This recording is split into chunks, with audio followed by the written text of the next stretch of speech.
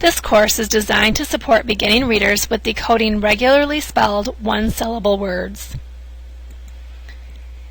In the lesson, students will learn to decode regularly spelled one-syllable words by learning about open and closed syllables. In Syllable Types, the authors Louisa Moats and Carol Tolman write that without a strategy for chunking longer words into manageable parts, students may look at a longer word and simply resort to guessing what it is, or altogether skipping it. Familiarity with syllable spelling conventions helps readers know whether a vowel is long, short, a diphthong, R-controlled, or whether endings have been added. Familiarity with syllable patterns helps students to read longer words accurately and fluently, and to solve spelling problems. This course helps students develop a beginning understanding to two important syllable types. An initial lesson has been created, as well as follow-up activities to help children recognize and understand open and closed syllables in one-syllable words. This lesson and follow-up activities in this course will provide children with explicit instruction and a beginning introduction to syllables. Understanding how to break words into identifiable parts and then how to blend the parts together to read the whole word helps readers become more fluent and independent. In Syllable Types, a strategy for reading multisyllabic words by Mary Knight McKenna, the research shows that knowing syllable types helps struggling readers to decode long words. It also shows that teaching syllable types belongs in a comprehensive literacy program for English language learners who are at risk for reading problems, and that teacher knowledge of syllable types is needed for teachers to effectively teach reading. Students will be learning the difference between closed and open syllables. A closed syllable ends with one or more consonants. The vowel is usually short. Examples of closed syllable words include bed, tap, mix, cut, and bog.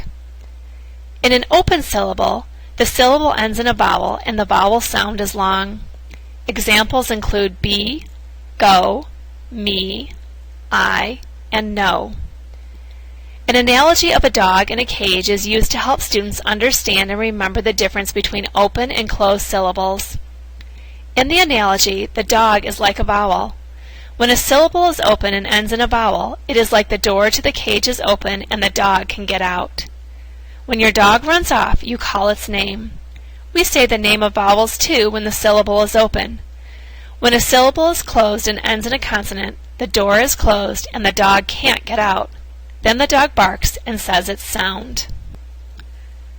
The learning objective for this module is that readers will be able to read 2 to 3 letter open or closed one-syllable words.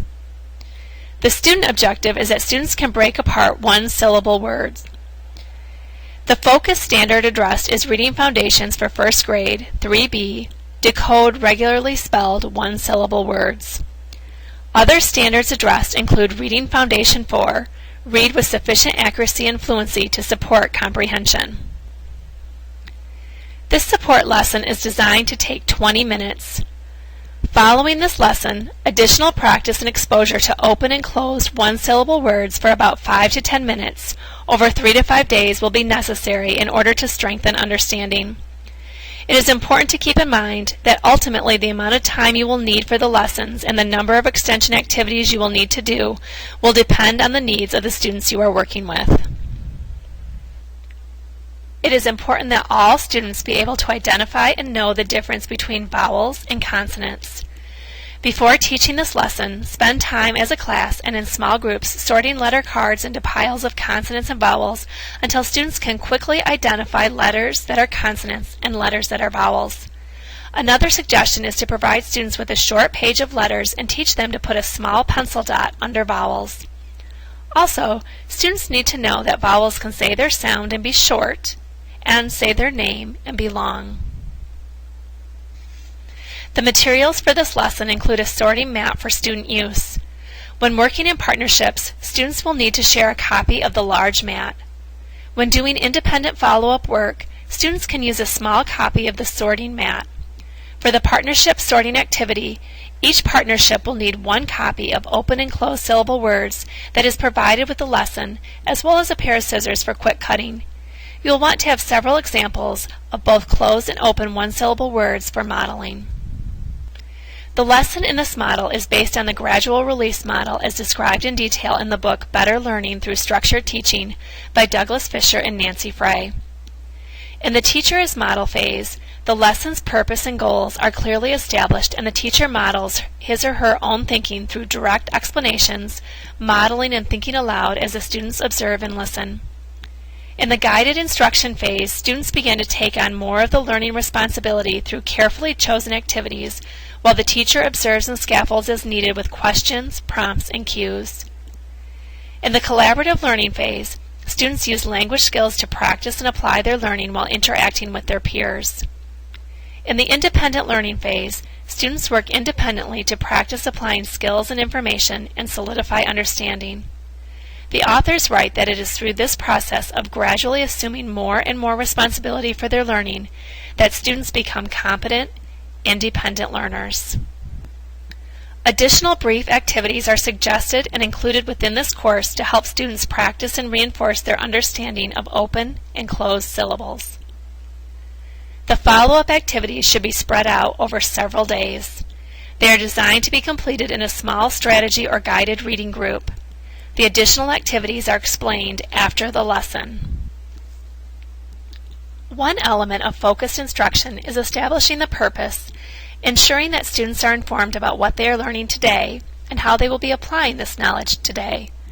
Set the purpose for this lesson by telling students that as readers, they need to know how to read some really big words. Tell students that you will show them a really big word. Remind students that if they know the word, they should read it in their head so that others have the thinking time they need. Show students the word potato.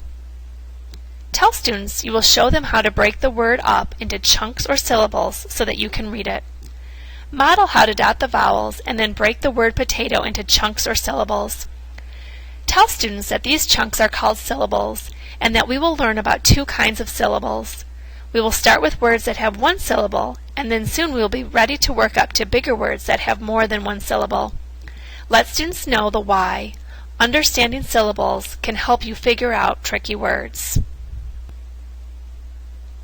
Fisher and Frey discuss how teachers need to recognize that learners who understand the purpose of a new skill and get an opportunity to see it executed by an expert are going to grasp the details more thoroughly.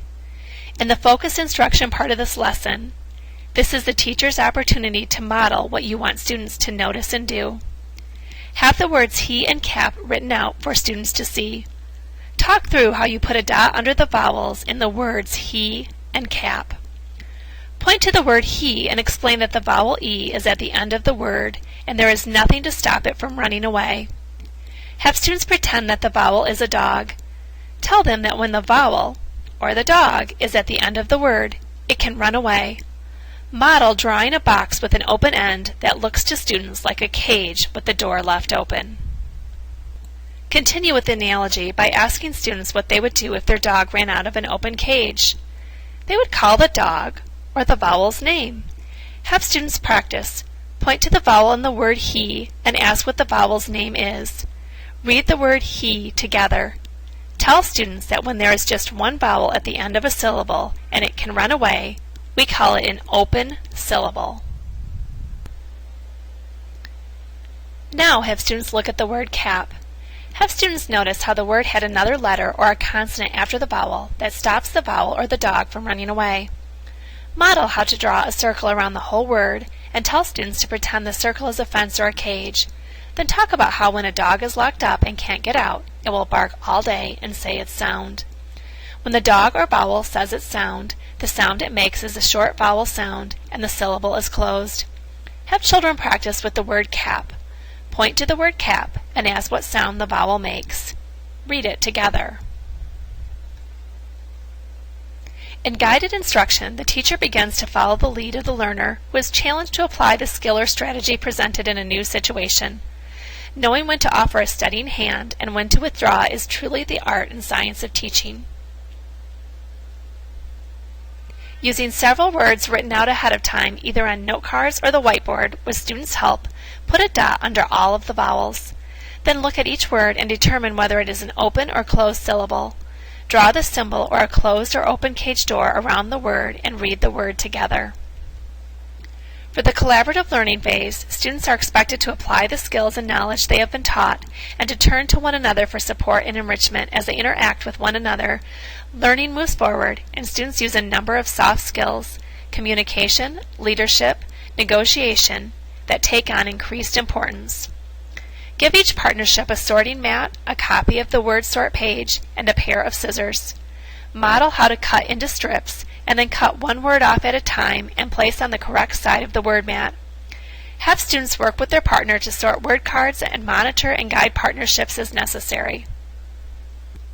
For the independent learning phase, show students a small copy of the sorting mat and tell them that during independent reading time, they are going to look for some open and closed one-syllable words in the books they are reading, and they will write them on the mat. The goal is for students to find a couple of examples of open and closed syllables in the books they are reading. Just a few examples are good, so that way they are still able to spend the majority of their independent reading time reading. Students will continue to need practice and gain experience identifying one-syllable open and closed words over several days. The following additional activities are suggested. Provide words written out on cards for students to sort into open and closed syllables. As a gross motor activity, put cards down on the floor and have students hop to either open or closed syllable words as they are called out. Use the open-closed syllable coloring sheets as individual practice. Use a bingo board and call out open or closed and have students mark off the words. For students that are ready to move past single-syllable words, use the provided multi-syllable word list that is provided in the resources. For additional information on syllables, please see the following resources: 6 Syllable Types, an article available on readingrockets.com by Louisa Moats and Carol Toman.